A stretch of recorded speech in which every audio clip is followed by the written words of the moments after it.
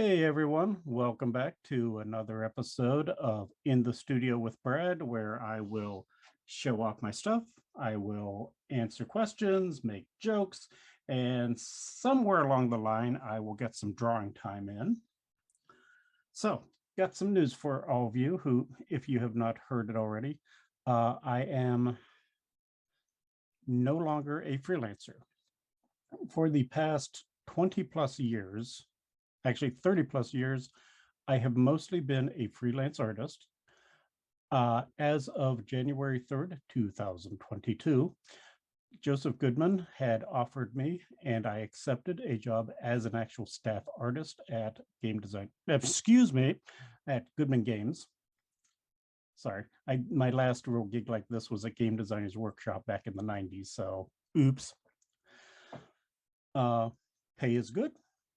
Benefits, something I have not had in many years. The only downside is that if any of you had been like, I just can't wait till Brad gets a break in his schedule so he can do some artwork for my company. Sorry, folks. It's pretty much Goodman Games, and the occasional personal piece for just practice or when I'm ready to tear what little hair I have left out. So that's the big news. I'm not sure how long I'm sure how long it will officially last. I'm hoping at least, no, I'm actually hoping this is going to be the rest of my career. You know, Goodman Games is a good company to work for. I enjoy it. And Joseph pays well. So fun work, good pay. That's pretty much everything you really need out of this life. So I have been told that Jess has been slacking, that she had been accumulating AMAs for me to answer. So let's get to those first. And if any of you have questions, go ahead and throw them up in chat, and Alana will pass it along to me, and I will answer as long as it's not my blood type, my shoe size, or my PIN number for my bank account, okay? So first off, what is your favorite piece of art that you have ever created?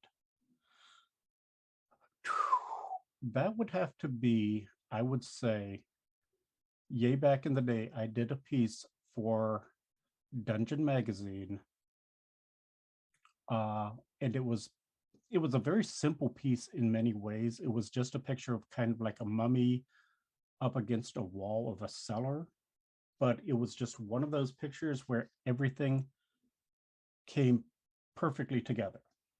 It was also the piece where, doing the photo research for it, I got to go into the local library and ask them, excuse me, do you have any pictures of semi-decayed people? Needless to say, the librarians were a little bit confused. What is one piece of art that you sold, gave away, the dog ate, just spilled coffee on, or is it something now out of your possession that you wish you could have back? I have only recently started getting rid of my art. I probably still have 95 to almost 98% of the artwork. So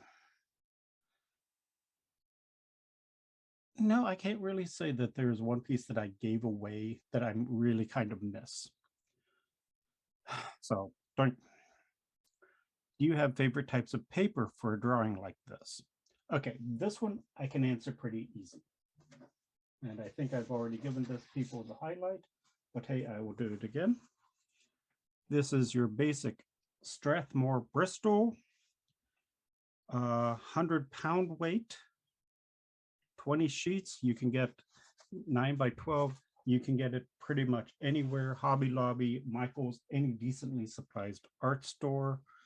I've even actually seen it for sale in the craft and art section at Myers and Walmart. So it's sturdy, it takes pen well, and it's very affordable. I think this pad is maybe $11 now, and you get 20 sheets. Okay. Why do cats stand on the most painful part of your body?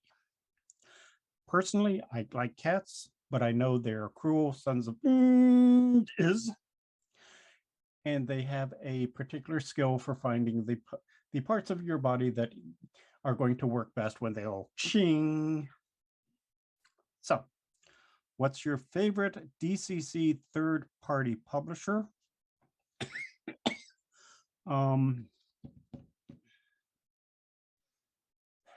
Not quite sure. I would have to say maybe Wolfmanzilla's Macabre Zine, because it's a horror maggot. It's a horror themed DCC publication, and there are very few jobs where you get to draw things like three-headed werewolves and still get paid for it. Okay, what is your favorite creature to draw? Come on, guys. How many times have I drawn rotted, shambling corpses on this show by now? That's self-answering. What's your favorite artistic medium? That would be good old plain pen and ink. It is the best. It is, to my eyes, the most classic style. I mean, going back, what, 600 years? Hell, Leonardo da Vinci worked in pen and ink. So it is also the easiest to make scans from for artwork. There is a reason why the old newspapers used pen and ink drawings before photography completely took over. How many digits of pi can you name? Let me see. Apple, pecan, blueberry. Oh, wait a moment. You're talking math, aren't you? Me and math don't get along. 3.14, and that's about it. Do you offer lessons? I would be glad to give them. I'm not sure how that would work over Zoom. I'm old school, so I'm more comfortable with, being face-to-face with my students. I actually was going to be an art teacher before I kind of got sidetracked into being a commercial artist. Favorite nut?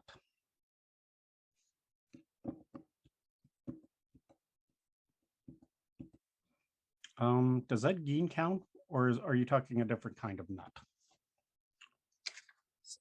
So, as I do a quick end run around having to answer strange questions like that. So, what have I been working on? First off, I was working on this last time, and this is how the final piece came out. I'm actually very happy with how it came out. This will be in this year's yearbook and it's to go with an adventure for Shutter Mountain. So that's that. We'll be getting on to other stuff pretty soon. Oh, here we go. I don't think I had shown this off. Of course, you have to have a monster for any good adventure. This is another piece that, even though it's very simple, I was really happy with how it came out. These are all for the same adventure, by the way. Now, what else have I been working on? Okay.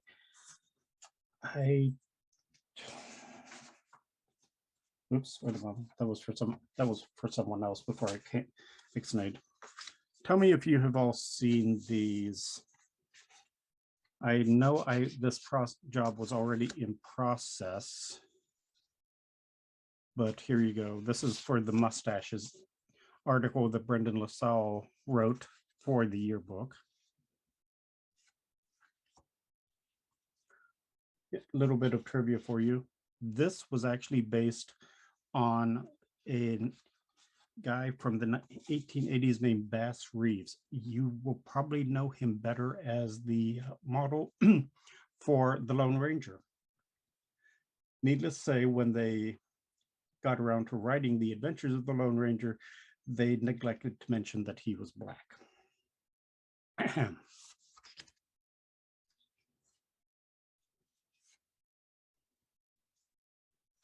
think I already showed off the mole. And Wilford Brimley's one and only appearance in any fantasy novel that I'm aware of. And finally, in case you wondered whether female dwarves have beards. So there you go, guys. This is my day job now. So what you're drawing today? A female dwarf with awesome sideburns. I guess it could be better than chartered accountancy. So, other news. Hold on just a second. I'm drying out really, really fast here, guys. My wife, by the way, makes awesome iced tea, which I literally can drink by the gallon. She makes me a gallon of iced tea at a time, and it usually lasts no more than about 3 days. There is it, but here's some stuff that I am starting on.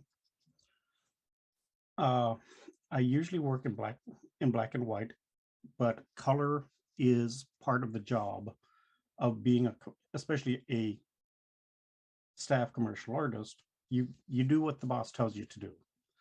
So Jess bought me some stuff that's called gouache. It's another medium like watercolors, temperas, acrylics, and oils. I personally am really enjoying working in it so far, and I am really looking forward to a chance to getting practiced enough that I can start using it on a regular basis. Now, what else have we got here? Can you tell it's been about a month since I did a show? As most of you probably know, we are going to be doing a big book called Dungeon Denizens, and I think I've already shown off some artwork here. It's going to be a book for 5th edition D&D, if I'm allowed to say that name. Otherwise, it'll be that other fantasy game. So here's some monsters that are going to be coming up. We've got the Carrion Maggot worm, which I have a feeling I'm going to have a blast drawing.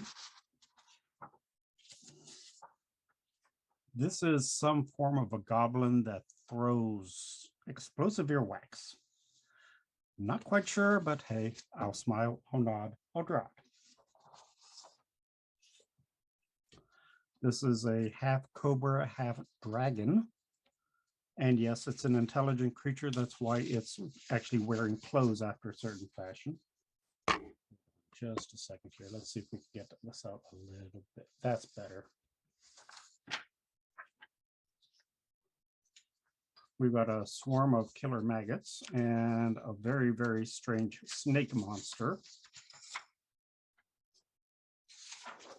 We have enough. Oops, sorry about that, guys.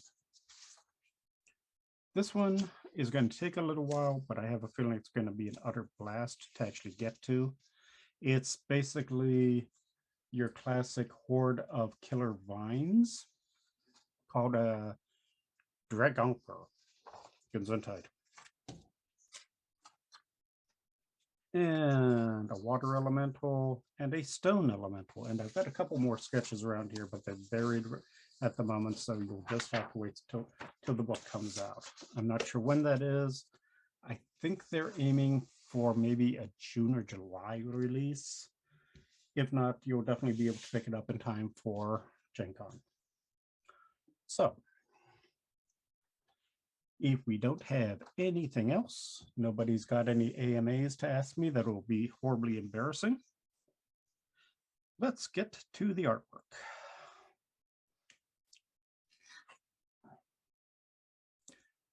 Give me 1 second here. There we go. I don't normally have these pieces of tape here on my drawing, but with this being on camera, this gives me a little bit of a, hey, keep it in the frame. There we go. So this piece is going to be for our upcoming Dungeon Crawl Classics Dying Earth role-playing game. And I am actually very excited about this. I've been reading the Dying Earth series since I was an early teen. I believe it was an old issue of, oh God, I think it was called like Swords and Sorcery. It was like a hardback collection that Lynn Carter put together maybe as early as the late 70s. And it just really was a highlight for the time of like the greatest stuff that was coming out in fantasy. So now, Alana, can you check and see how many people in chat will give a thumbs up or some such if I ask how many of you are familiar with the Dying Earth series? Because if you are all familiar with it already, I'm not going to bother blathering about it.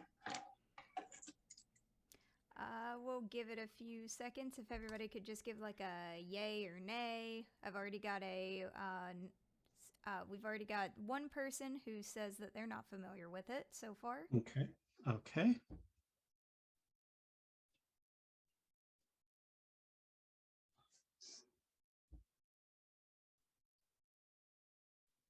Okay. In the meantime, while we're waiting for responses, I'll start doing some of the background detail work here.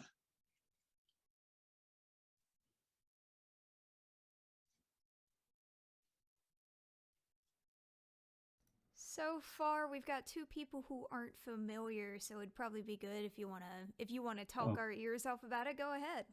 Okay, I'll do the best I can. The Dying Earth is a series of short fantasy novels and related stories that were published, I want to say anywhere from the late 50s to when I think Vance passed away in like the late 70s or so. I'm not sure on the dates. But it's about not so much a single character as the setting, which is the planet Earth many hundreds or thousands of centuries into the future, when the sun is basically on its last legs.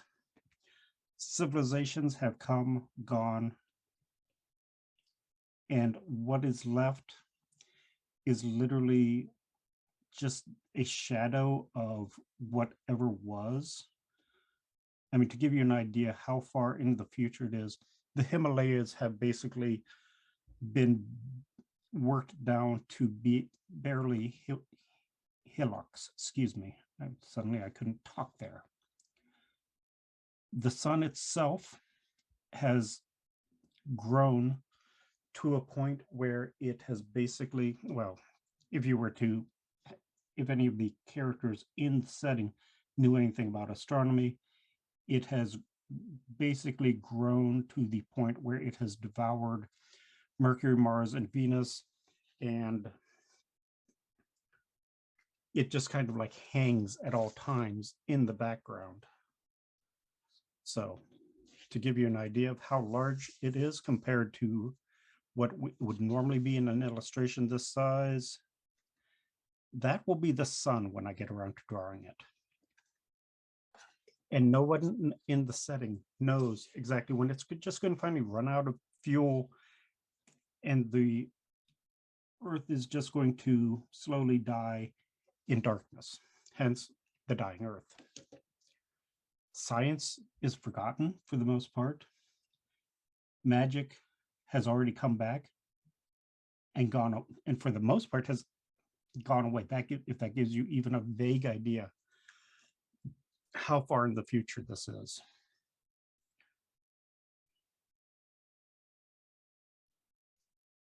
Now, as I said, these were all written by a guy named Jack Vance. And some of you may kind of recognize that term from your D&D mages days as Vancian magic, because his interpretation of how magic works was rather cheerfully swiped by Gygax and Arneson to be the basis for magic in the old D&D. So, and the idea is that the few magical spells that are left are so insanely difficult and so insanely powerful that your average wizard can only maintain them in their mind, maybe 3 or 4 at a time. I mean, a good wizard can do maybe 2 or 3. A truly amazing wizard that has concentrated his entire life on learning the occult arts can maybe do 4 or 5. But the catch is, and this is where I think the DCC Dying Earth is going to really shine. In the old D&D rules, some of those spells that you could only, learn 3 or 4 at a time were still pretty wimpy. Anyone who has ever played old D&D can remember Magic Missile, where at 3rd level you did like 3d4 damage.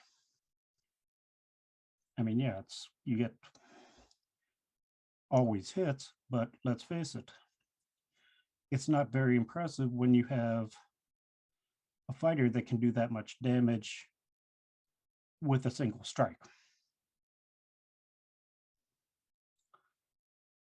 So Vance had the idea that, yes, these spells are all extremely rare and very hard, but they're also insanely powerful. One, if I remember correctly, allowed the user to basically teleport halfway around the world in one shot. So I'm thinking that's the DCC system and the Dying Earth system are really going to meld well together. I mean, what's the point of spending your entire life learning how to do these spells if they're barely worth knowing? Another famous story, and one of the first ones that I read when I started delving back into Vance in preparation for this, the one character is attacked by a demon called a Diamond, and he just goes and literally just kind of like tears it to pieces. I mean, it's basically with about as much effort as your eye would take to, I don't know, tear a piece of toilet paper. So I'm really kind of looking forward to that. One neat thing also is you can change up the spells that you know from one, or at least I'm pretty sure they'll be like this, because it certainly is that way in the stories. You can change up what spells you memorize from one day to the next. So like if you think you might get involved in a lot of combat, you can kind of memorize some more combat oriented spells. If you think you're going to have to be moving around a lot, you can load up on your movement oriented spells.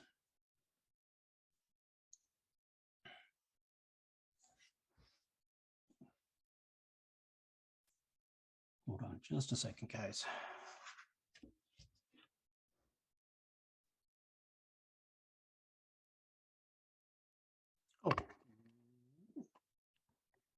There we go. Sorry about that. I forgot I had it zoomed out so you could see the stuff for Dungeon Denizens and forgot to zoom back in.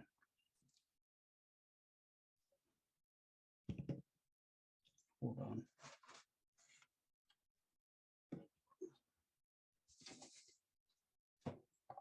Here we go. Even though I use basically some very simple pens, I do like to try to keep them nice and clean. So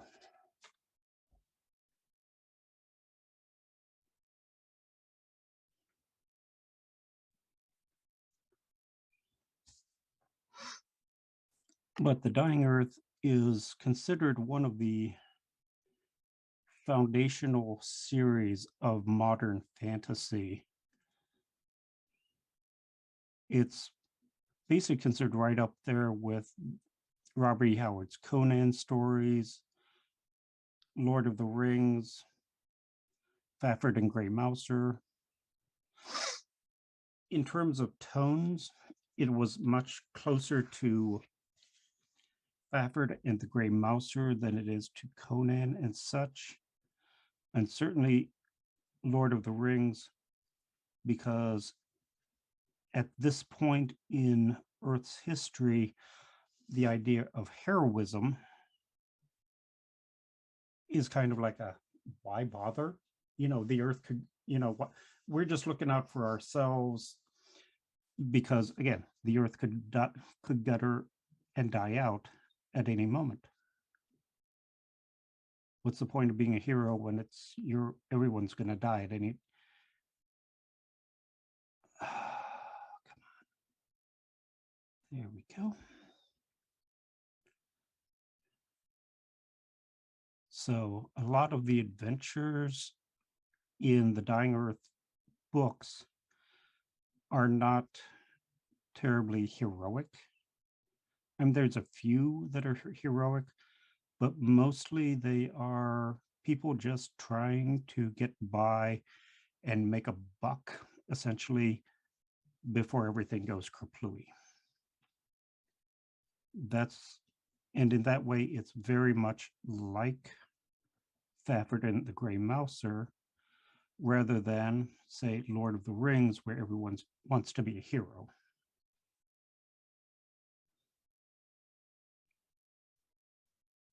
It's a much more human level, I would say, setting.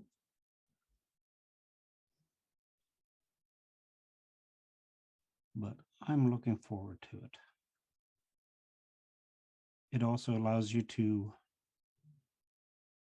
do a lot of really Baroque stuff.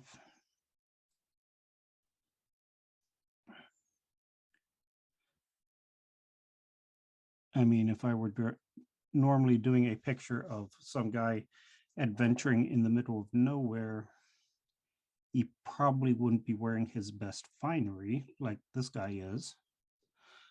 But again, what's the matter? The sun could go out tomorrow. Might as well dress as nice, eat as nice, and do whatever you want, because it's not going to matter otherwise.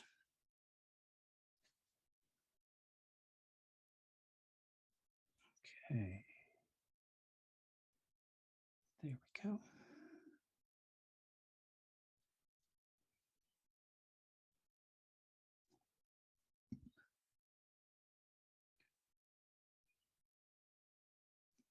Does anybody have any other questions this very moment?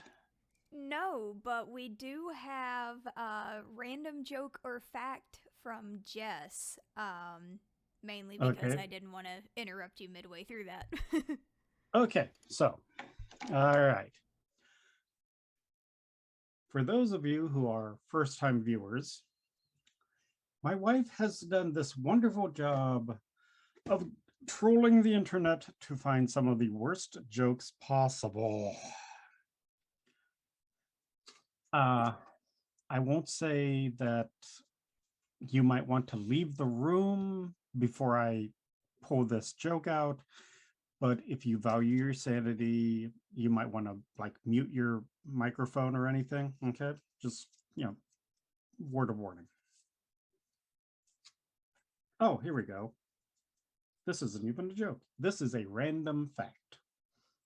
The longest hiccuping spell lasted a whopping 68 years.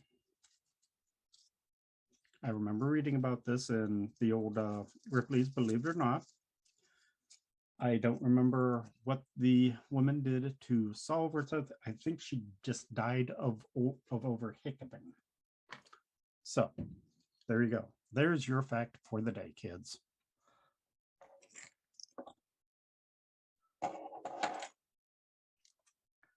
Okay, let's make this line a little bit heavier here.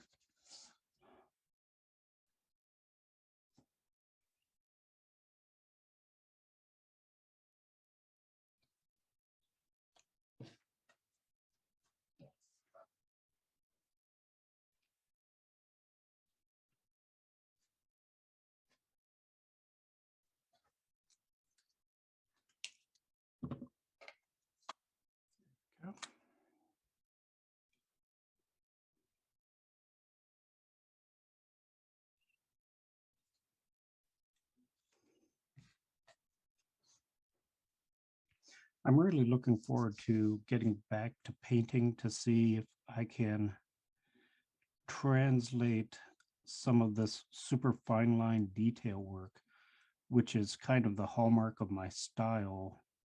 See how much of it I can translate to actual paintings.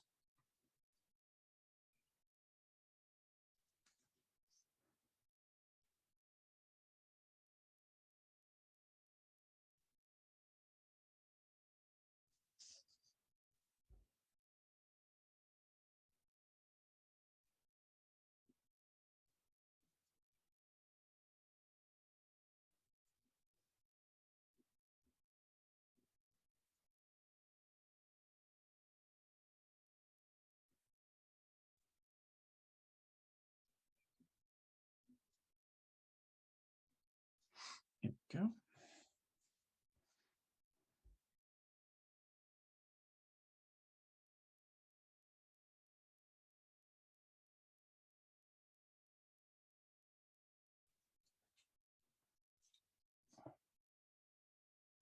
Another hallmark of the Dying Earth is that even though their civilization is almost dead, there's still plenty of artifacts lying around from previous parts of the civilization. But for the most part, anything that we would remember has been gone for hundreds of millennia. But this fellow has found some sort of a jar, maybe? It might be a home for a magic creature. Could be some sort of mechanical device, of which there are still a few floating around, but not many. Most people don't even realize that something as simple as math is a science. The term science has almost been completely lost. It's just considered another form of wizardry. There we go.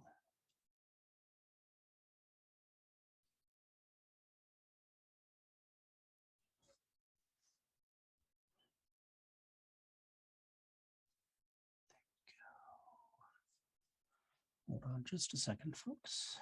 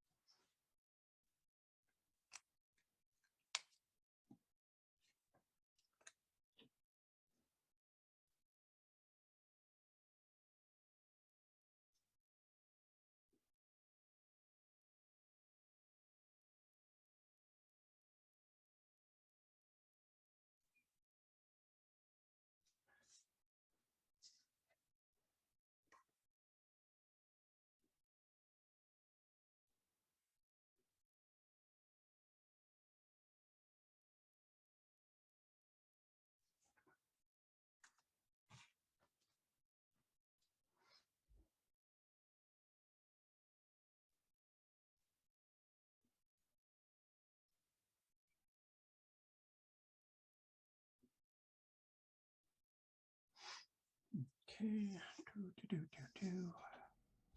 I'm not sure if you said this during your relic talk, but Zombie Folly asked if there basically are there no guns in Vance's story? No, not that I have run into. There are some ray gun type pistols, but guns are, again, this is so far in the future that anything like that has been completely forgotten.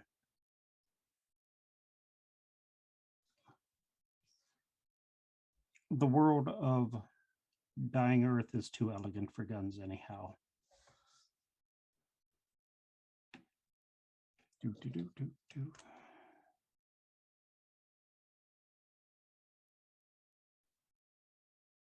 There we go.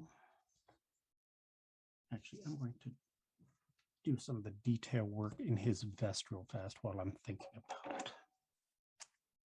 Just a moment, folks. I mean, what's the point of having an incredibly snazzy looking vest if it's not appropriately embroidered? There we go.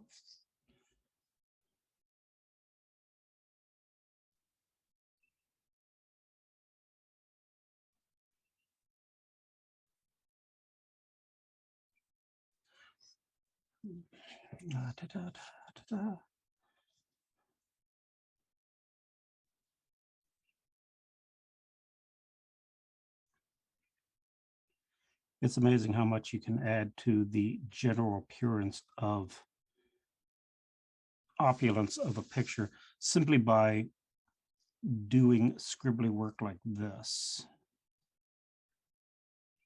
I mean, just like 1 minute ago, this was okay, so he's wearing a vest, whoop-de-woo. But now it looks like he's wearing something really elaborate.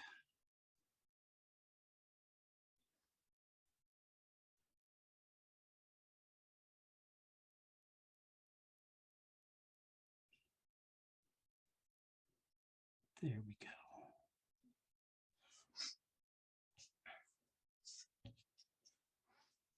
Never forget to sweat the small details.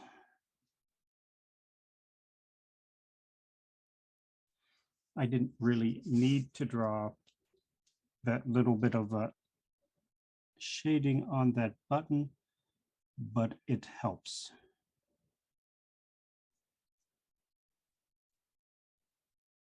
There we go.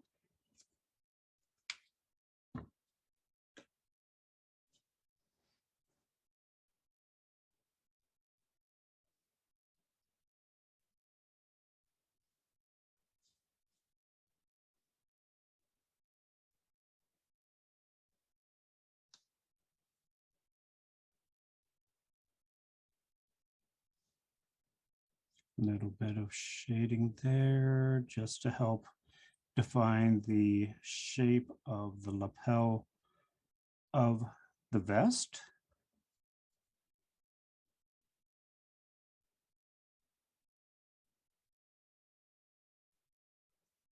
Always try to remember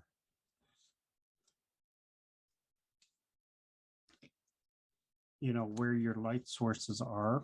Even I don't think this picture has a really specific light source, so I probably should include that here. Hold on. This is going to be very, very technical and very difficult. Okay, guys? So doink and doink and doink. Okay, so I've got my idea where my light source is.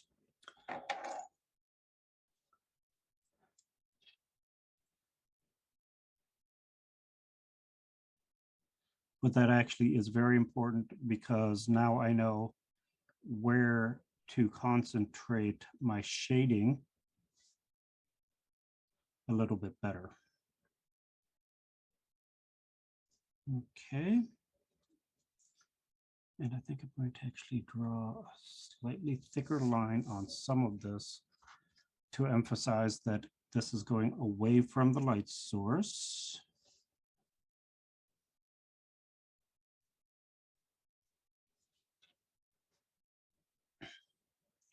Sometimes you can do just a very neutral light source, but sometimes it does help to actually specify where the light source is coming from. If nothing else, it gives you a better idea where shadows can fall, and a good light source can really add a lot to the drama of the image. There we go.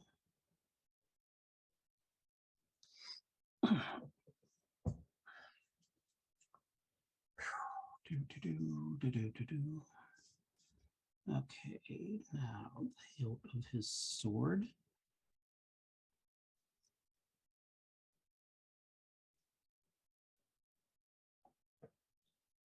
Drink. There we go.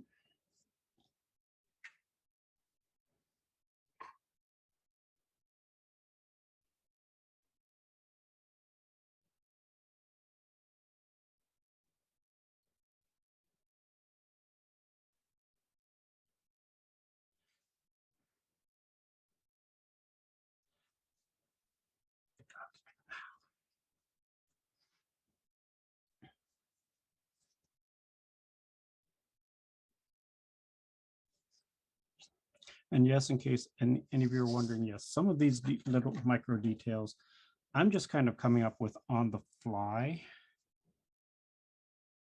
You know what? I'm going to do it like this. The guard of the sword.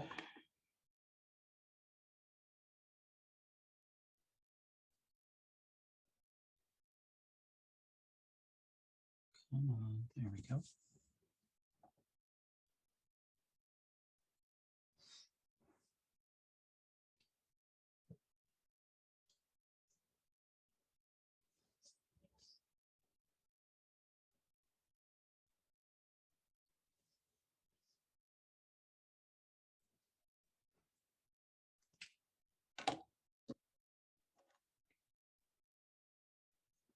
Three, no, I need my 0.8. Thank you.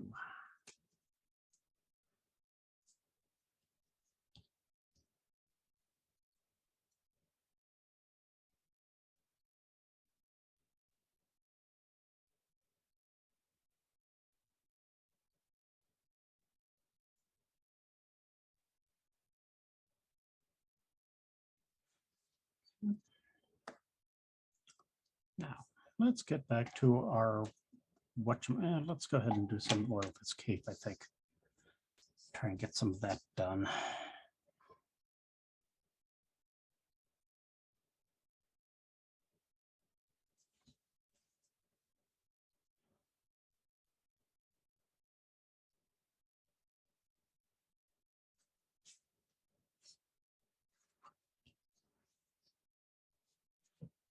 Let's do his brooch now.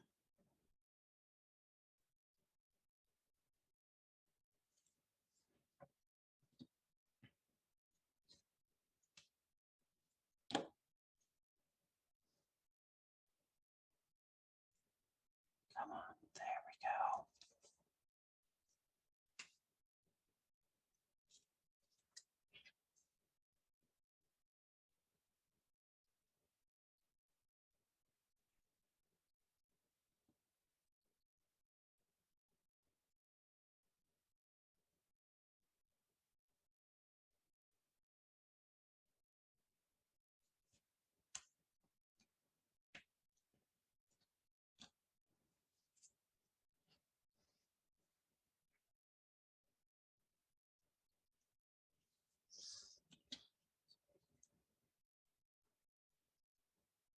So does anybody have any other questions concerning the Dying Earth?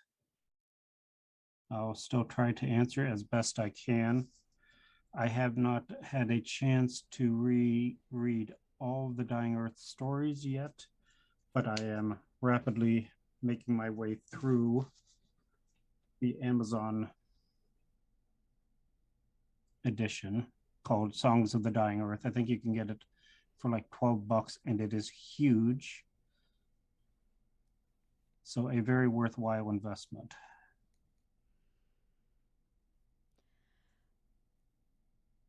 Nothing as of right now, but we do have another random joke or fact redeemed by Zombie Folly. Okay, Zombie Folly. Let's see what we can find. We've got more random facts. This one is near and dear to my heart because it involves pizza, possibly my favorite food in the entire world.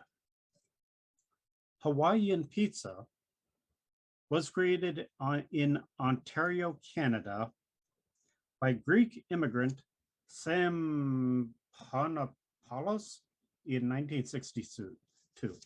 So if any of you hate pineapple on your pizza, now you know who to blame.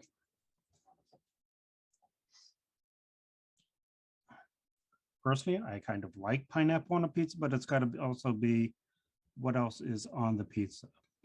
Pepperoni and pineapple just sounds gross to me. Ham and pineapple sounds pretty yummy to me.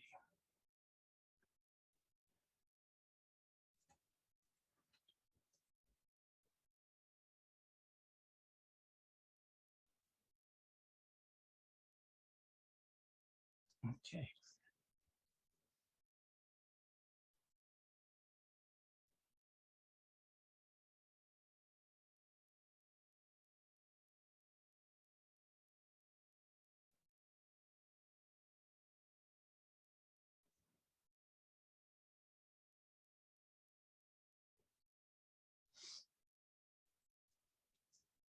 One other reason that I'm really looking forward to DCC Dying Earth is I've seen some of Errol Otis's artwork for it, and Errol, whom I'm sure you all know, is a huge Dying Earth fan. And the funny thing is, anybody who now knows that can look back at his stuff for TSR almost from the very beginning of that other company's days. And it's like, these wizards were inspired by Dying Earth. So it's for him, it is very much a coming full circle kind of project.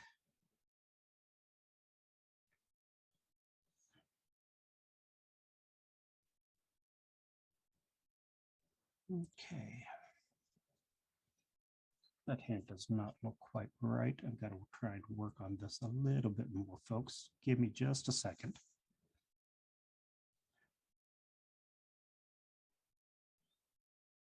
By the way, for all of you who might be aspiring artists out there, you will probably find that drawing hands is one of the hardest things to learn how to master. I don't do it like I should, but I've actually had art professors say, if you can do nothing else, draw hands every day.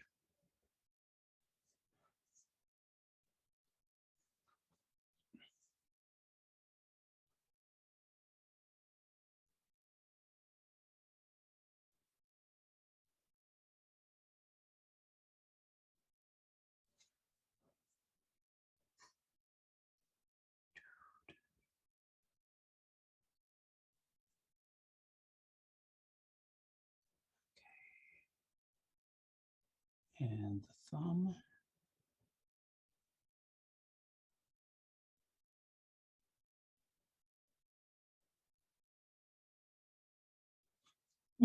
Excuse me, folks.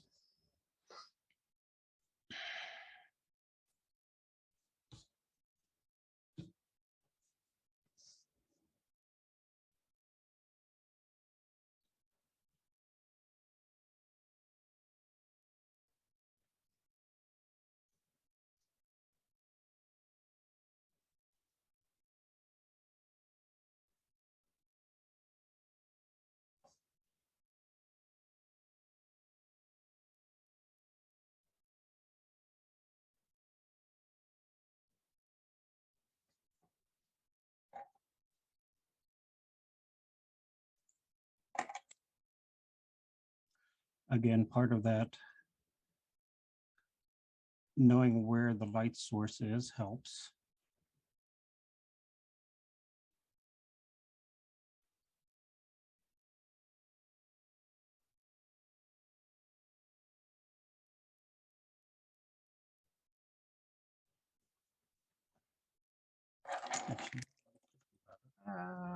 As my pencils all start rolling downhill, I'm going to fake in a little bit of the shadow underneath his arm onto his sash and his pantaloons.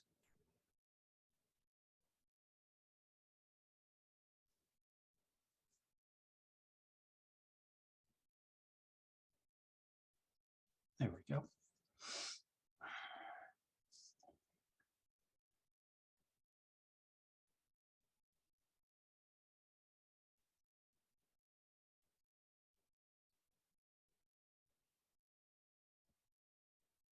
This picture is partially inspired by one of the more famous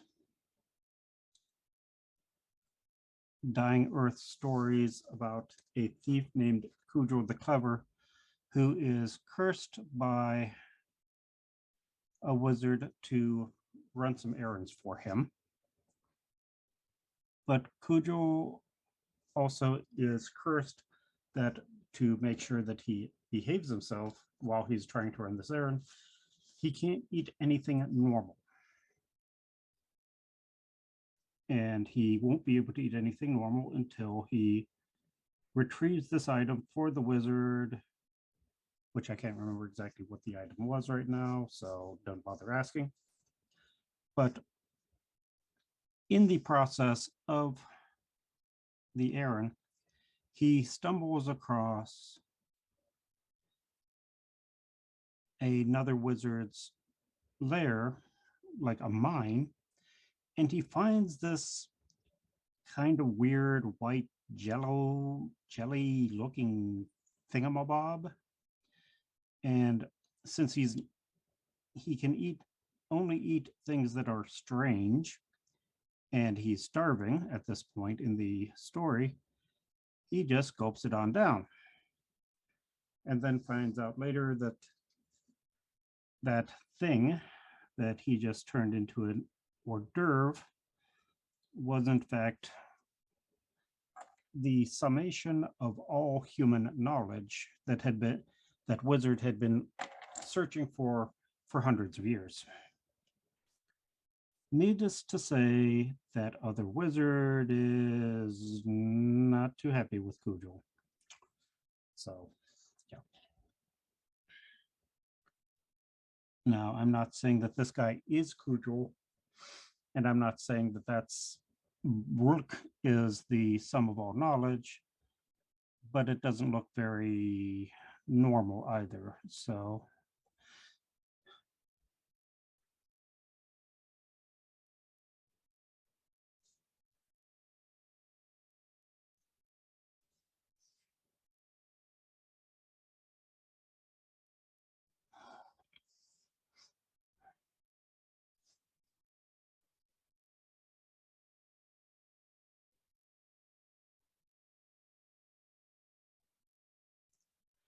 as you can probably guess just from that story that I was just recounting, the Dying Earth series was not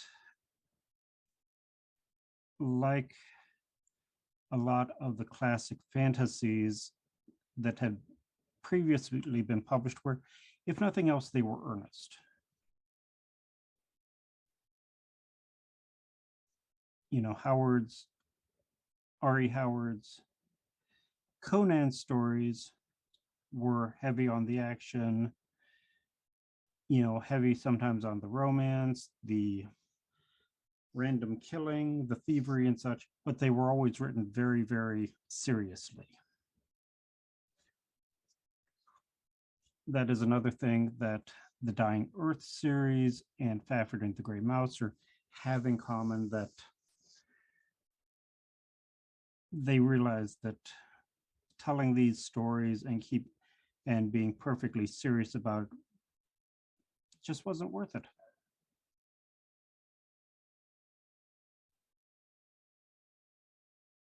So, not unlike Fafhrd and the Grey Mouse, quite often the exploits of the characters were not very heroic. And I personally think that's going to work wonderfully with the DCC ethos, because as I'm sure you are all aware, heroism and the DCC don't go well together.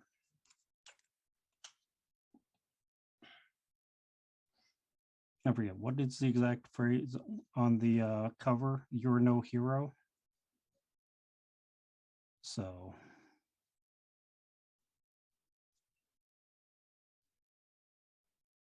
here we go.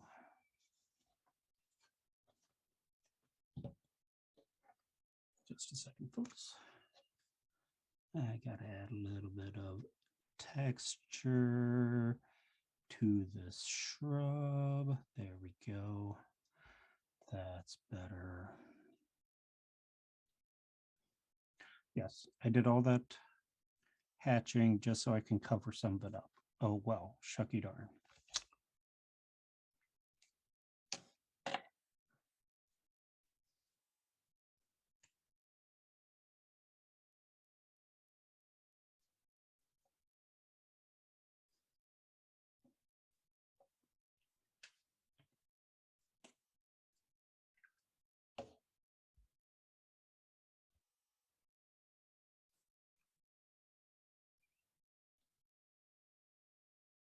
Here we go.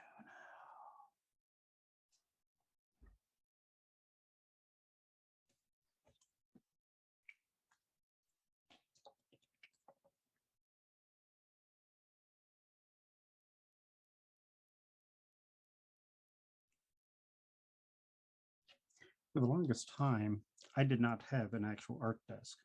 Most of my original published works were done just kind of sitting at the kitchen table of whatever apartment I was living at.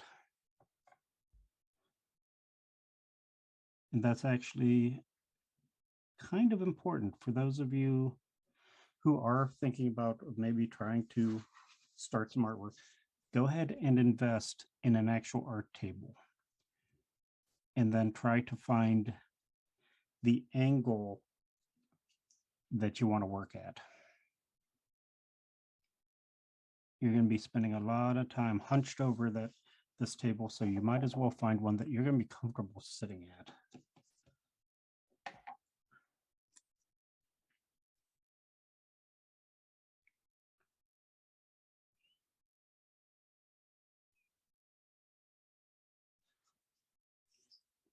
When we moved into this house,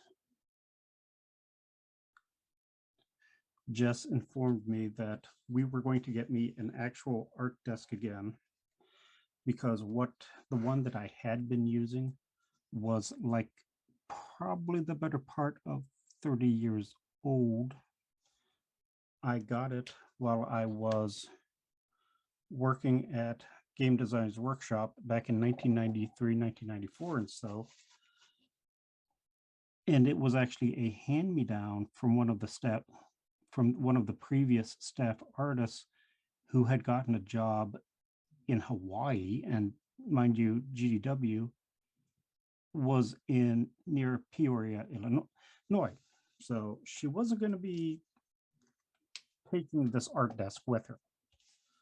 And my boss was like, "Do you have an art desk?" And I'm like, "No, I usually just kind of use a kitchen table." And it wouldn't have mattered because at that time, most art desks were not of a sort that you could really break down too much.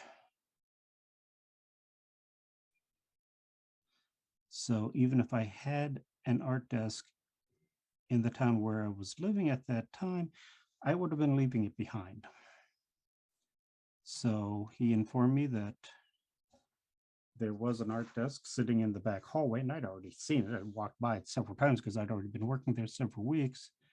And it's like, if you want it, it's yours, because otherwise it's just taking up room in the back hallway. So, and I used that desk for about 20 years until we finally moved here and we bought this spiffy new one.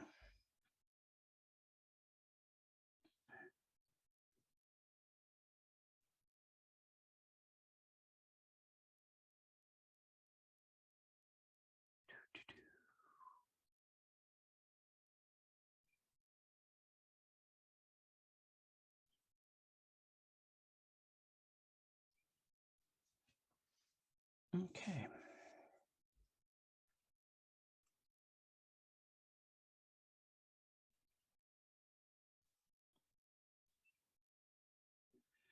One thing that's always very important to doing when you're doing artwork for a property like this is you really want to keep in mind making sure that every picture you do, basically as much as possible. What's that? Every picture you do reinforces the setting or the milieu. Now, for example, like this picture, you got the visible of the dying earth, the ruins in the background, and the very elaborate dress. A friend of mine, I posted this on my social media, and a friend of mine just wrote back that he's like, that's going to be for Dying Earth, before he even read that this was going to be for Dying Earth. And I'll take that as a compliment. I had another friend. This was when I was starting to do work for DCC Lankmar, and I sent him a picture, and he was like, "That's for Lankmar." Mind you, now any of you know, who have ever sent any pictures over or gotten pictures over Facebook knows they convert the file name to just like a randomly assigned string of numbers and letters. So it's not like he was able to go like, oh, DCC Lankmar, page 57. He looked at the picture and was like, that's for Lankmar. And I'm like, must be doing something right to nail this stuff.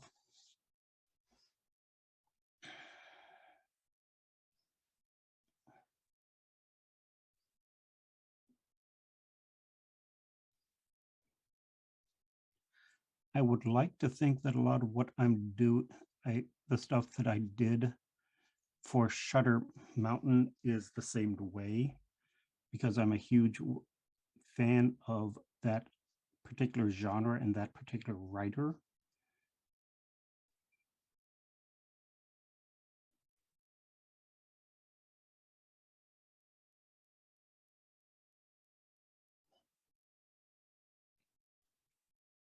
I always try to, when I get a new assignment like this, or I know it's coming down the pike, I'll go back and try and reread as much of that stuff as I can find. You know, Fafford Gray Mouser was pretty easy. Dying Earth was easy. The background material for Shutter Mountain was a lot harder to find. For some reason, Manly Wade Wellman's fiction is very obscure these days. The cheapest I was able to find any of his Silver John anthologies was like $60. And I'm like, I don't have that kind of money to spring for.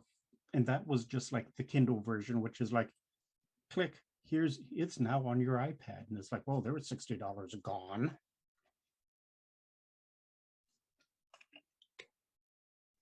A friend of mine very kindly loaned me an old anthology of his that he happened to own. And I was able to read some of those to get back to, sorry.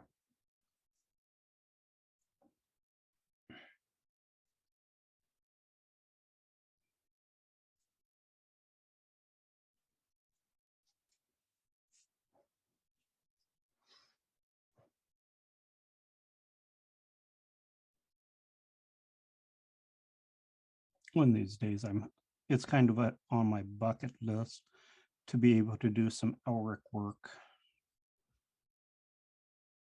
but I'm not holding my breath waiting for that to actually happen, unless I finally just break down and do some as personal pieces. That might just have to be what happens. You know, you can't draw zombies all the time.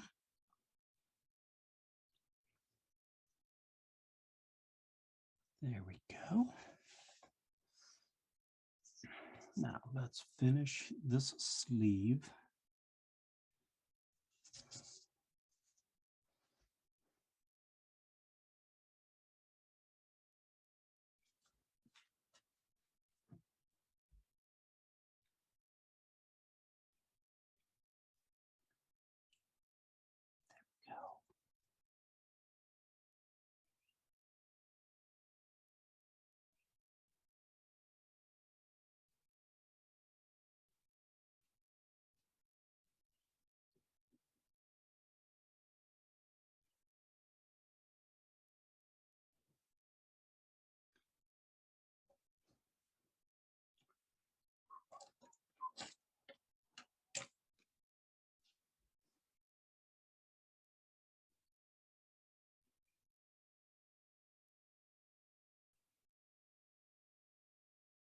With these pens, it's looking like it's getting about time to reload them, which is really nothing more complicated than unscrewing this part and pouring some ink and then letting it sit overnight. But I'm not going to worry about it right now. That might be one of my jobs for tomorrow. Okay.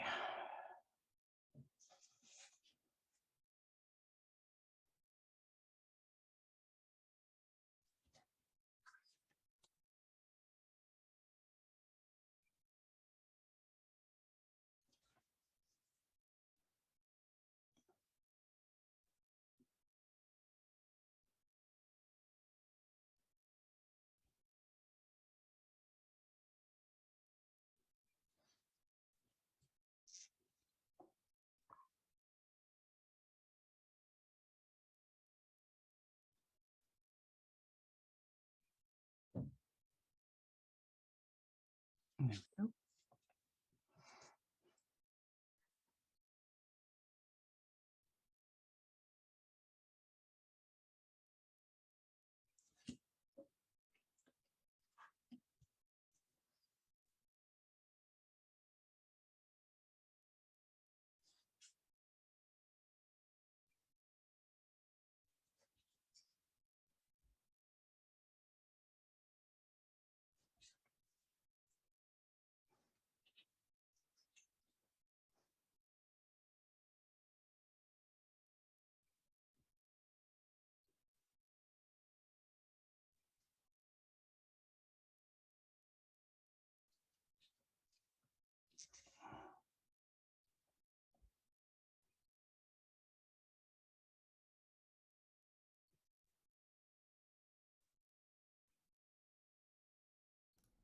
And we've got another random Joker fact.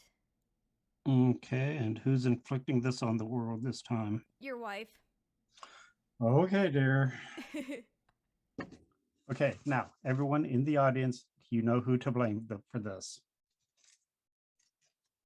Let's see. Oh, here's something I did not know, another random fact.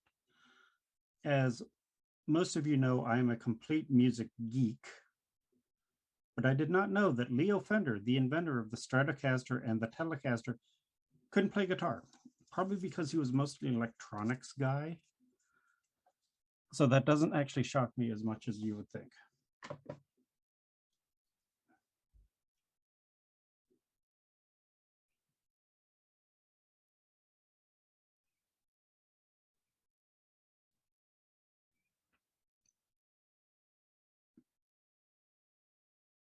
Now I know that Les Paul, the guy that invented the very concept of an electric guitar, was a huge music person, and most of you have probably actually heard a lot of his stuff and never really realized it. So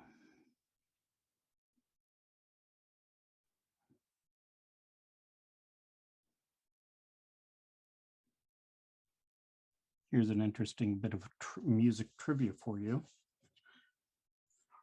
Bob Dylan started as a folk musician, as most of you may know, but he was using an acoustic guitar, which was the classic instrument of the folk music of the 1960s.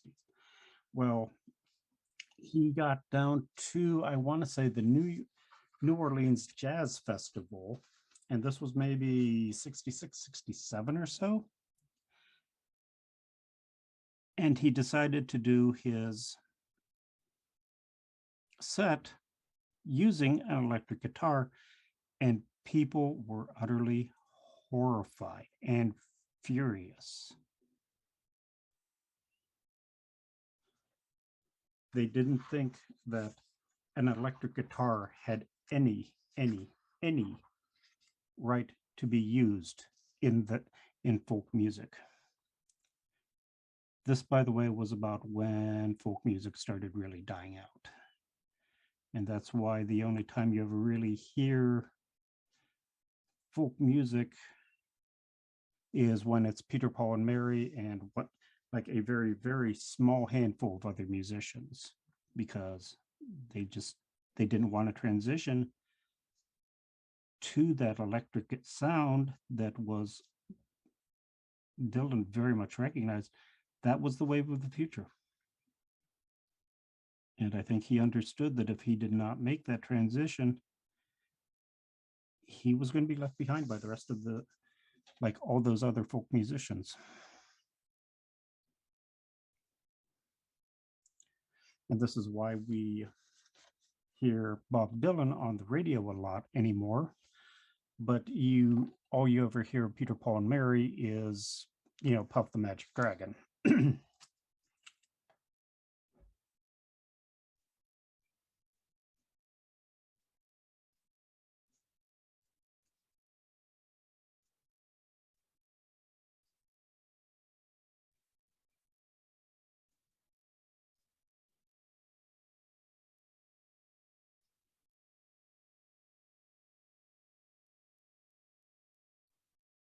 So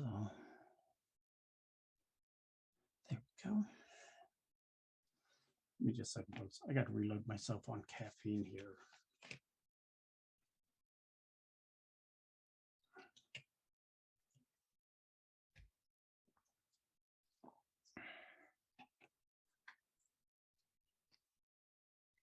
Oops, grab the wrong pen.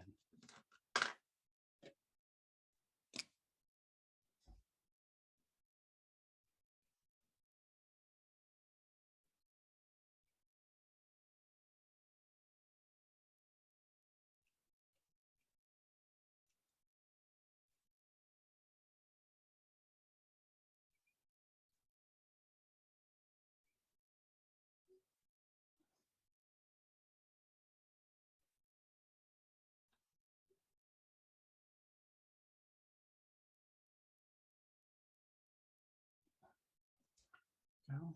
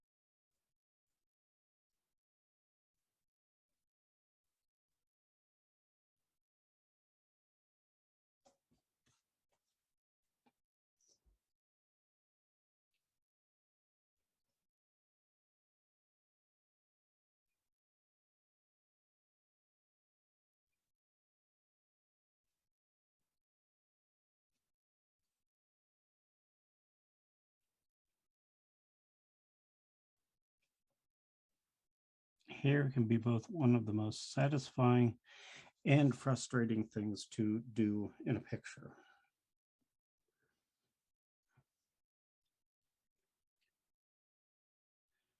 Because everybody's hair is slightly different, and thus every head of hair you draw comprises a slightly different challenge.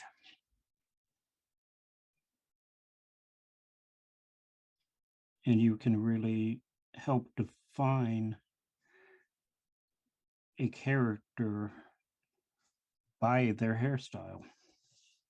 For example, I think this guy would look very silly if I had given him anything other than a very elaborate, well, not really elaborate, but it's obvious that this guy spends a lot of time making sure that his hair looks nice.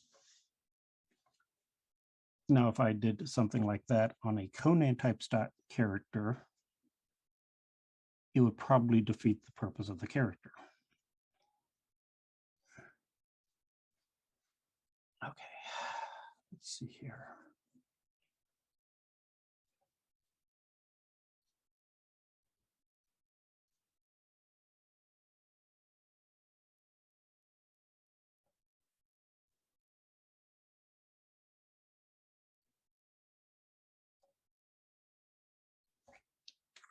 Sorry about that.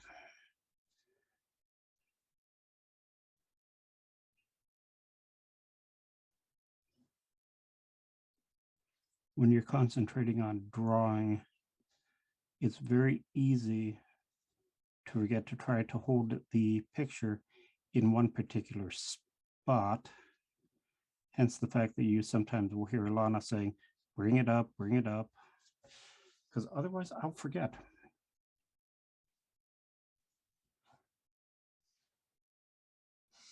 Okay.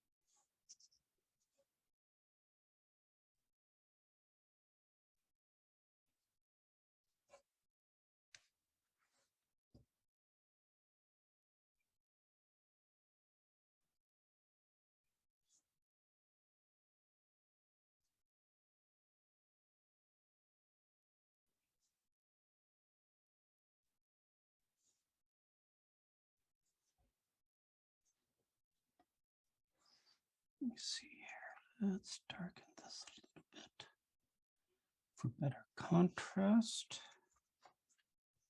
Likewise, this.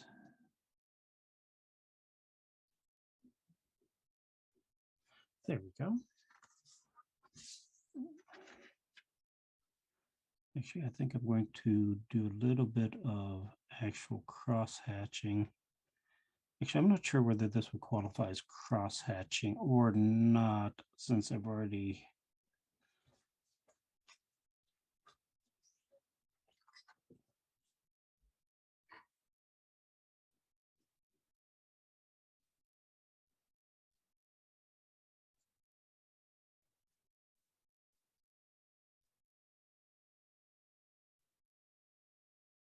There we go. That's that. Now let's do a little bit more of the detail work in the background here.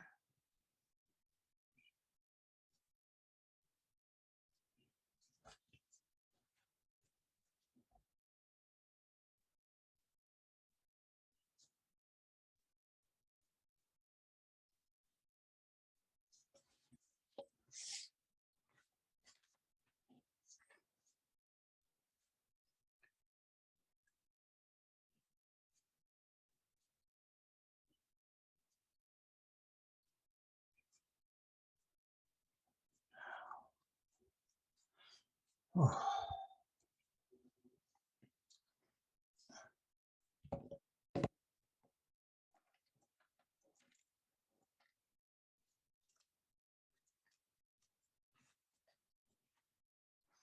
A little bit of work on his cloak. And I think his clothes are just about done.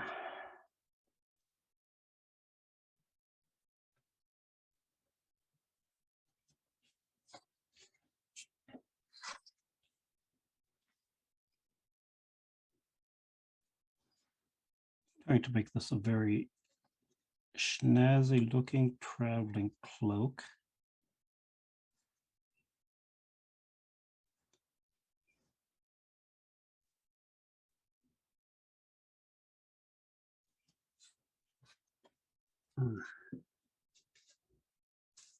Oh, good Lord, it's 9:30 already. I did not realize the time, how fast the time had passed. Tell you what, I will turn in one of my jokes because I need to take a micro mental break. And here we go.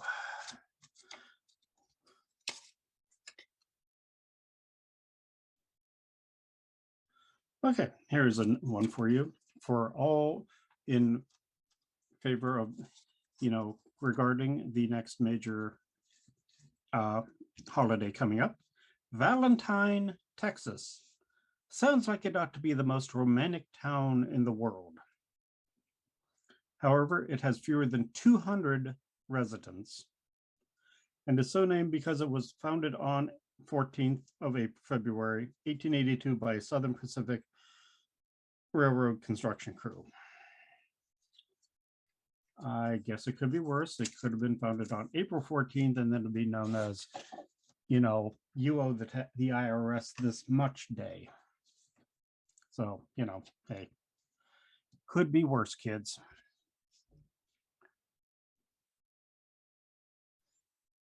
Interesting bit of trivia for those of you. I actually live very close to the town of Rudolph, Ohio. You can look this up. For those of you who are around, you can actually look this up on your map. There is actually a Rudolph, Ohio, and every year it gets inundated with people wanting stamps and letters from Rudolph, Ohio, especially around Christmas, of course, Christmas time.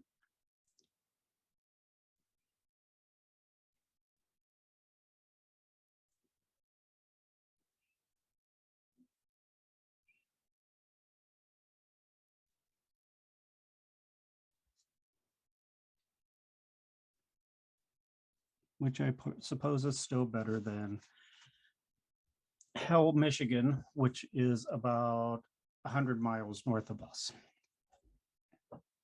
You can actually take I-75 straight up to Hell, which anyone who lives in the Toledo area, that should not come as any sort of surprise.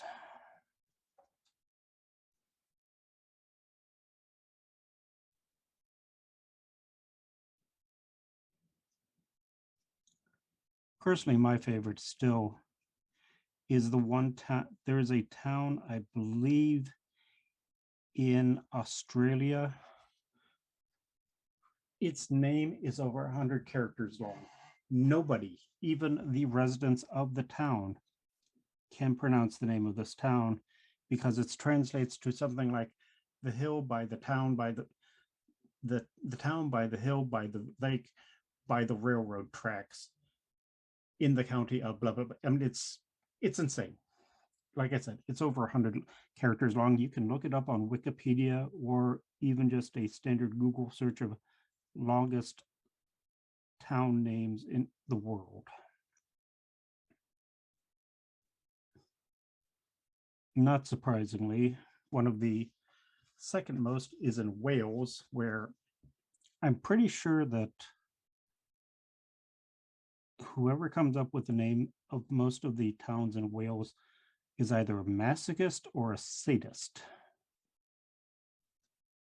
A masochist, if they think, gee, I know what we should name our town. A sadist, or it's like, I'm going to name this town so that everyone else has to learn how to pronounce this. Never let the Marquis de Sade name your town, folks. It's not a good idea.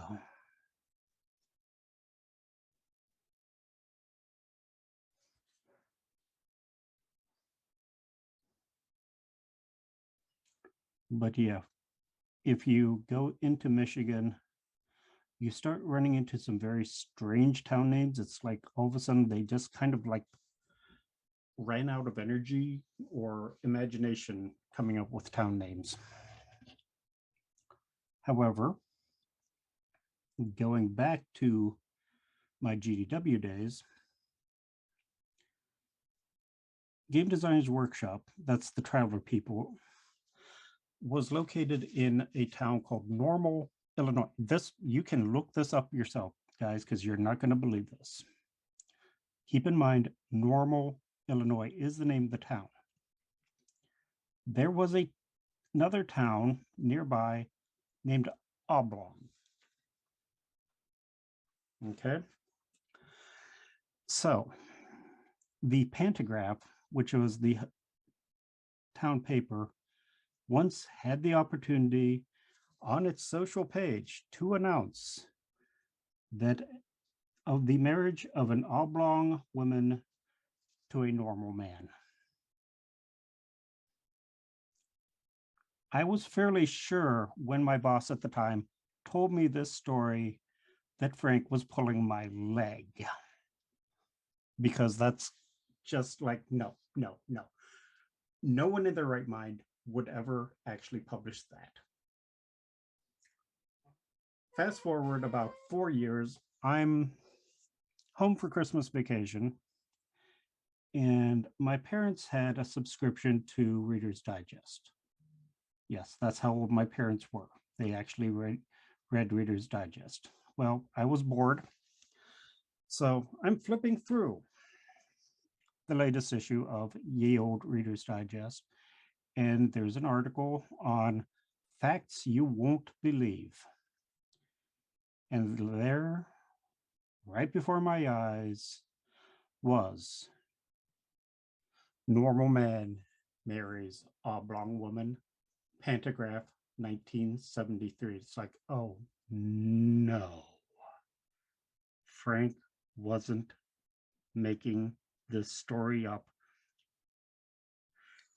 So there you go, folks. Normal woman marries oblong man. You can look it up for yourself. I wouldn't blame you if you didn't believe me. And what's funny is it happened again not too terribly long ago.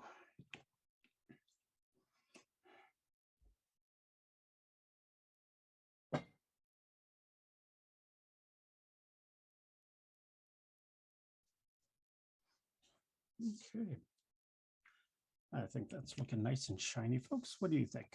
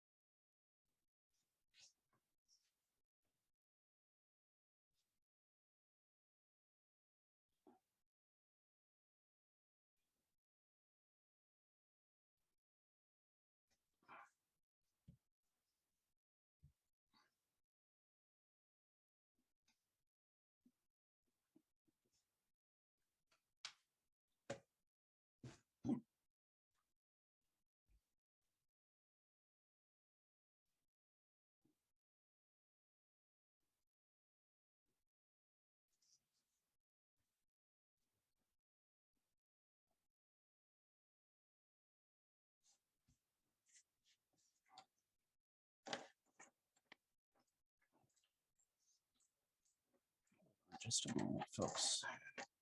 My pen collection is fighting me.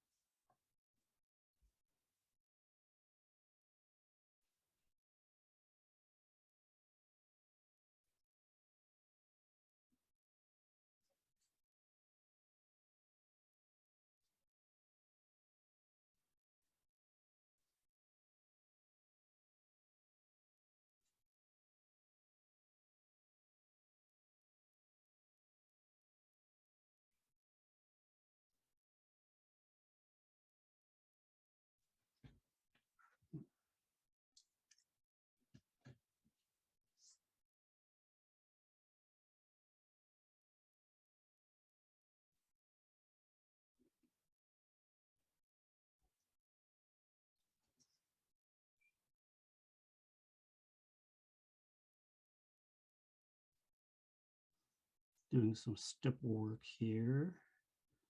Add a little bit of extra texture to the face.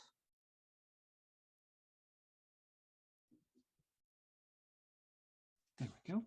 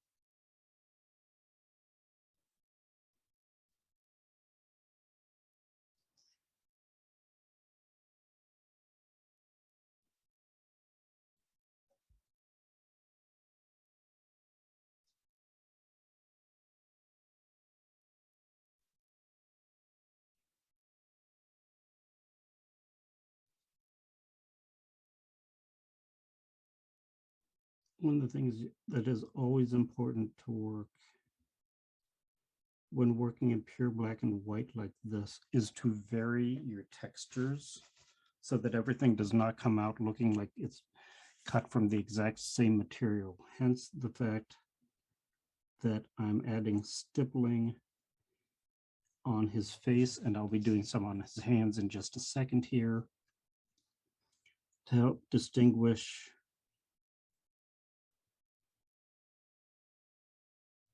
from the textures of his costume or the textures of the cape.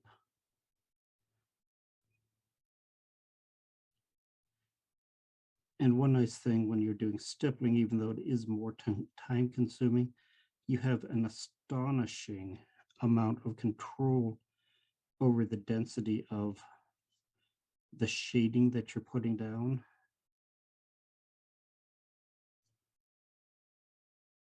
So quite often it's worth the extra time it takes.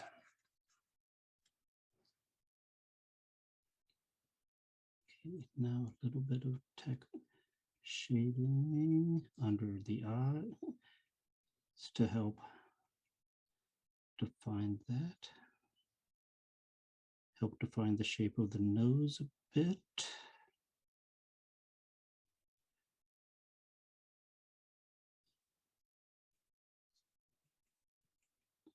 Okay. And there you go.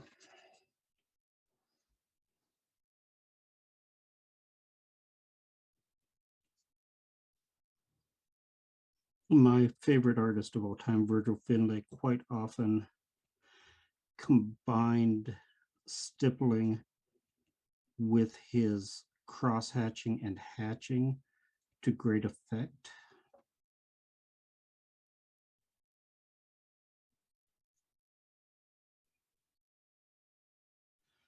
Okay.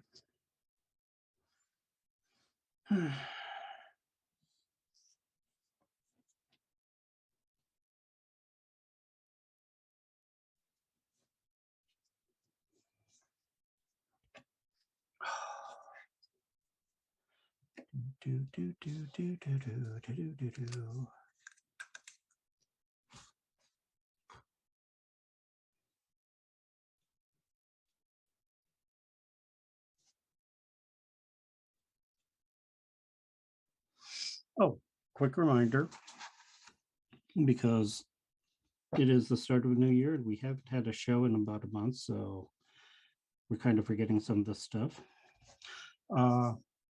You can be entered into a drawing for the end of the season. That'll be probably sometime in early March. We will draw, and 3 lucky people will get some originals that I have worked on during the show here. So go ahead and put your names in. And you may end up with this to have on your wall. And when you buy your copy of The Dying Earth, you can show this off to all your friends that you have original artwork from it from even before it was published.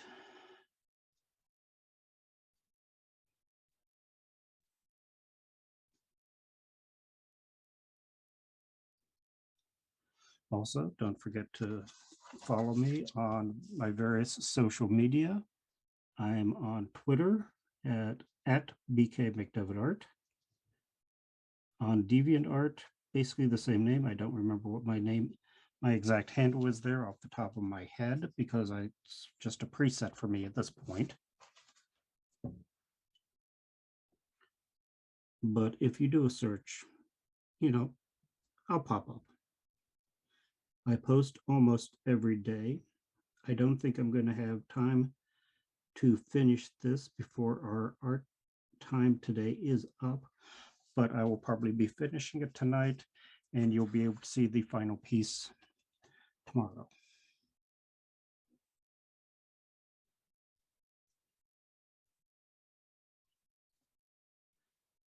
There we go.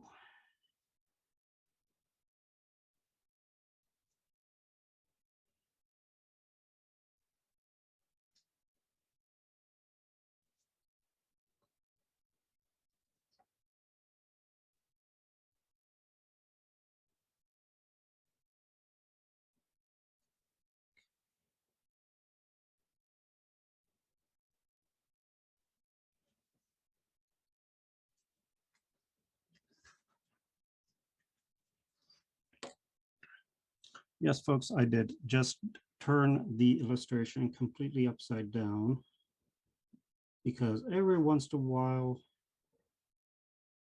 when I'm doing certain aspects of the picture, it's easier to actually do it this way.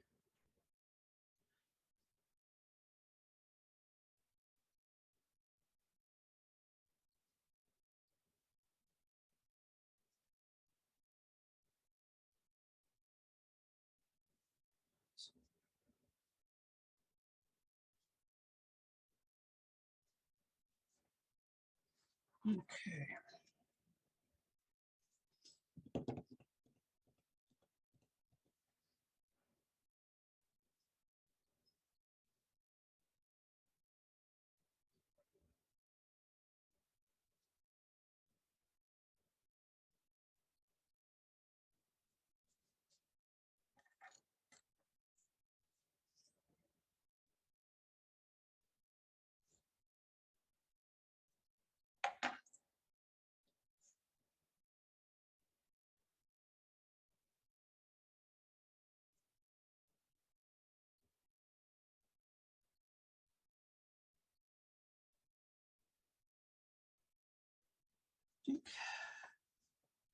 You know what I think I'm going to do? I'm going to just make add a little bit of visual interest and to reinforce the source of light. I'm just going to do this last little bit here, and that's outside of the image, so I don't have to worry about that anymore.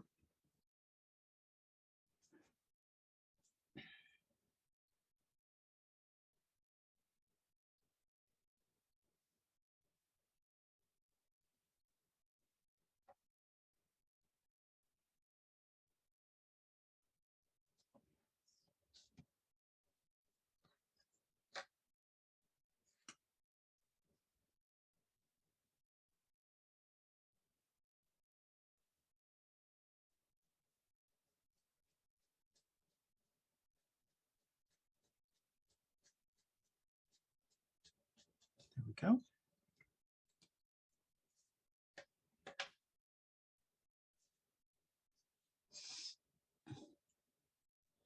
One of the key details of any sort of Dying Earth artwork is trying to make it look opulent and a little bit decadent, maybe. And I think this picture really helps convey that. At the same time, you're trying to convey that this is a world that is basically in ruins, and I haven't even gotten around to starting to draw the ruins in the background here. So I think I will take a few minutes and I will start drawing those.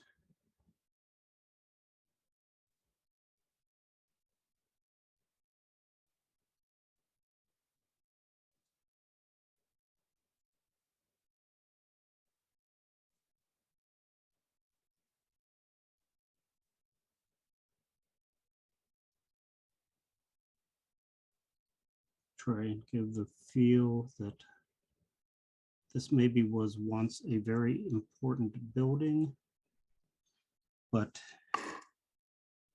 that was very, very long ago.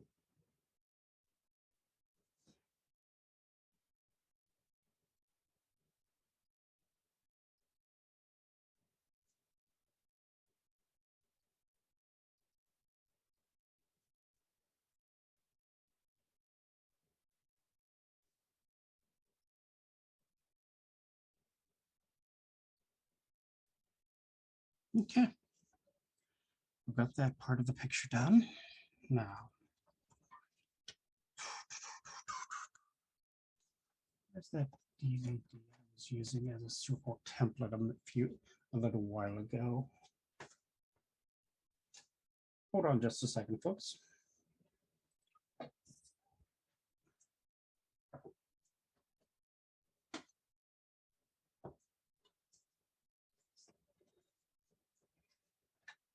Yes, don't you love the extremely fancy circle templates I use? There we go.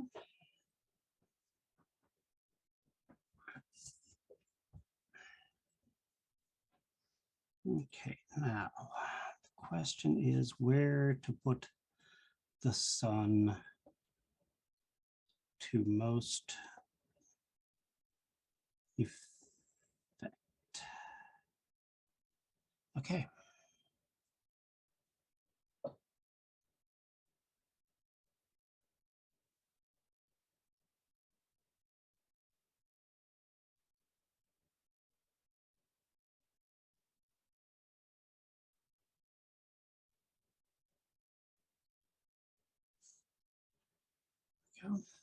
One sun.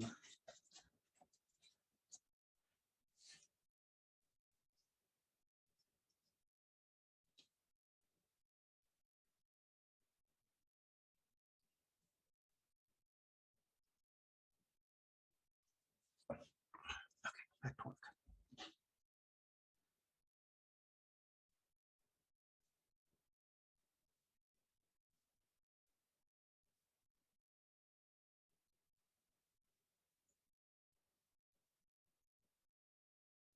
Oops.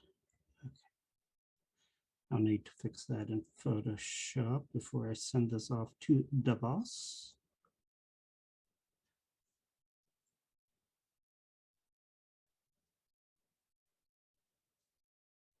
I never cease to find it somewhat amusing that even as I am trying to emulate the art styles of artists that sometimes died 40, 50, 60 years ago, I'm still using Photoshop, and I'm thinking if some of those artists could see that stuff, they'd just be utterly amazed.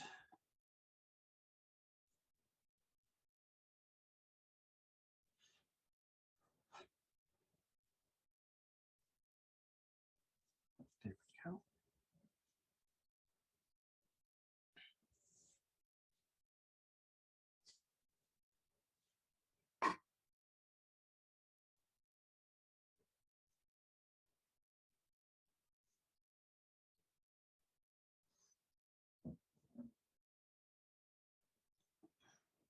we go, folks.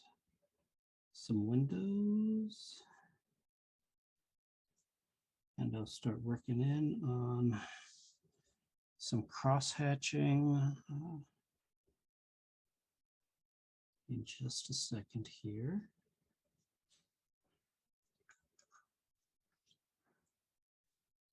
First, I want to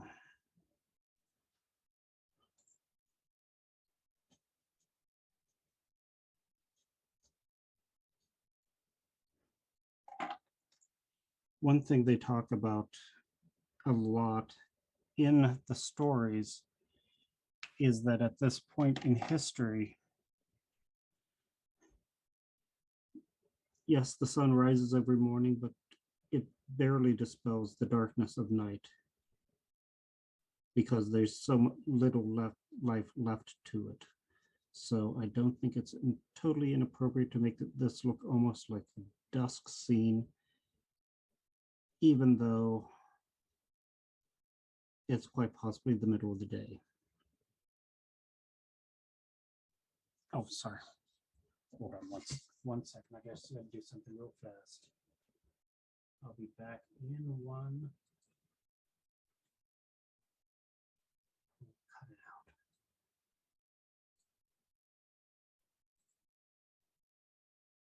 Hold on. My computer's been acting kind of weird lately. I think I need to. There we go. Alrighty. Sorry about that, folks.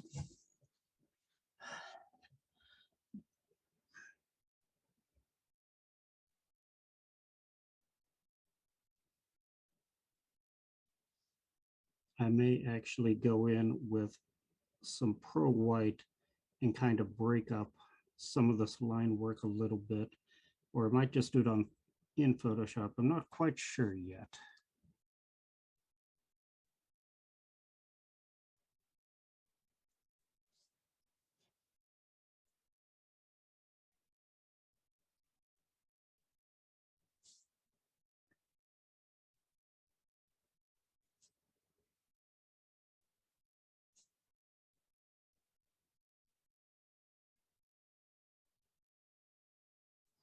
Okay.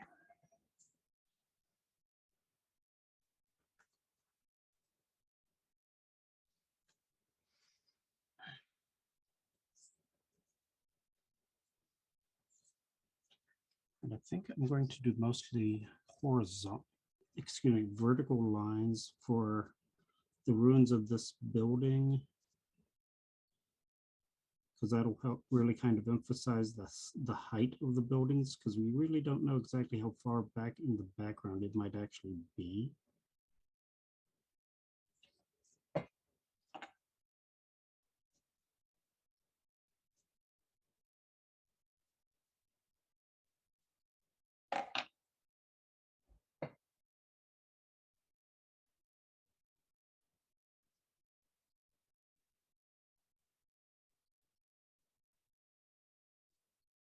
There we go.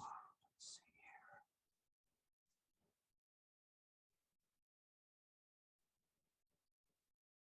So, any last questions, jokes, comments, yada, yada, yadas? Not right now. Wow. 'Tis a quiet night in the studio, it would seem.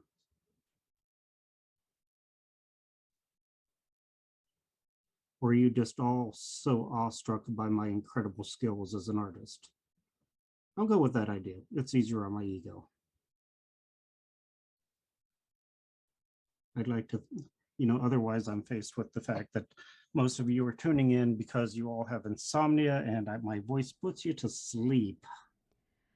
You had to say something. Zombie Folly is having is having us redeem another Joker fact. Okay, all right. Dun, dun, dun, dun, dun, dun, dun, dun, dun, dun, dun, dun, dun, dun, dun. Uh-oh, I think this is a joke, guys. So, Zombie, this is on you. For all the Bruce Lee fans out there, what do you call a pig that does karate? Why, a pork chop, of course.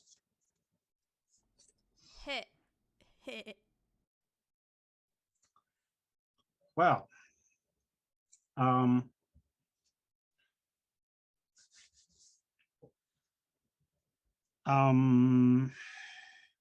yeah.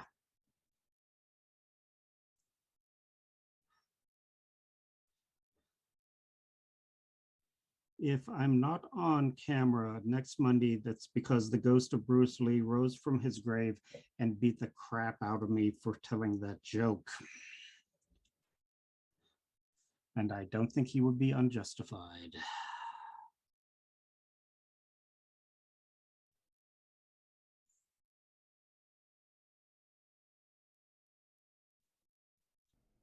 Favorite pulp book cover? Oh, God, that's a hard one. Like you're talking the actual old pulps. Man, I don't know what to.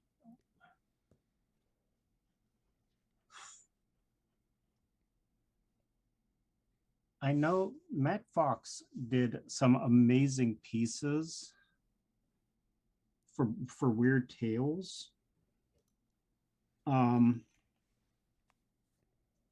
I unfortunately don't have that much access to the actual old pulps, so I can't really give you a good answer for that. I mostly discovered my love of the pulps through reprints in the 70s, and of course, you can't go wrong with James Bama's covers for the old Doc Savages, but those were all done in the 60s and 70s. So I don't know whether those would qualify or not. Virgil Finlay did some amazing pieces. For sheer weirdness, Boris Goldolf is very hard to beat. Ditto Hans Bach, whom I'm hoping I can get back to the article that I had started writing about him, because Hans Bach had a very interesting but very sad life.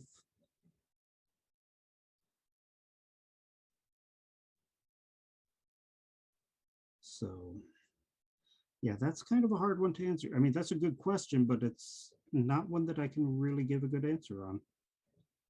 Of course, you always had Margaret Brundage's covers for Weird Tales, which quite often resulted in them being put on the top shelves of the newsstands because they felt that her artwork would corrupt the fragile youth of the 1930s.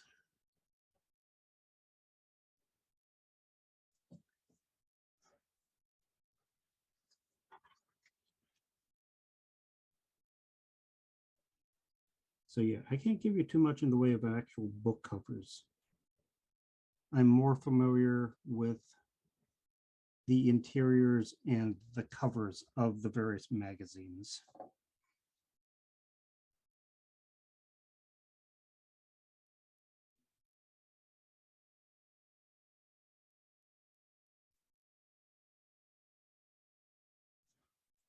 Oops, sorry. I got to hatching on doing the cross hatching on the back of the on this building and completely lost track of where I was on camera.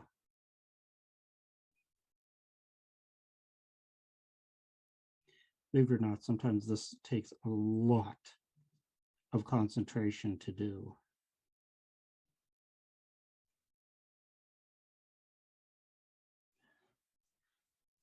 Jess always comments that I make it look so easy, but in truth, it does take a phenomenal amount of mental concentration.